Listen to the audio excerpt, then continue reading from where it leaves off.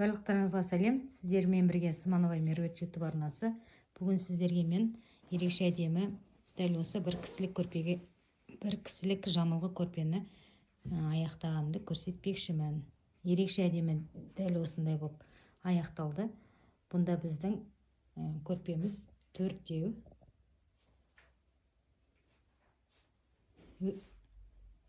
Жиналып тұрған үш көрпеше. Көрпеміз, жамылғы көрпеміз жайылып тұрғандай аяқталды.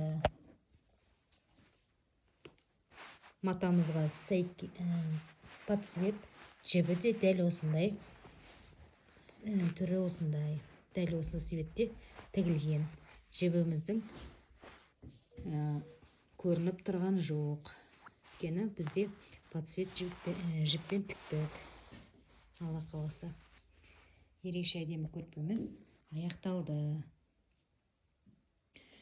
Алдыңғы видеоларда қалай қабу керек екенін көрсеткен болатынмын. Қаласаңыздар, төмен жағына түсіп, жамылғы көрпені қалай қабығанымды көретін боласыздар.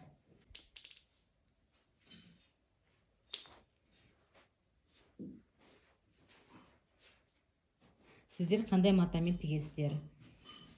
Жаза кетіңіздер.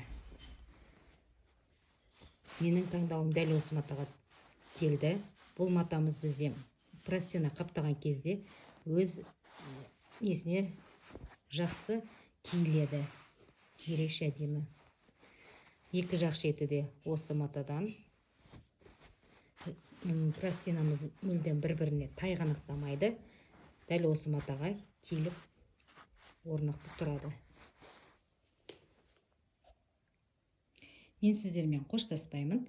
Келесі видеода кезіккенше сау болыңыздар.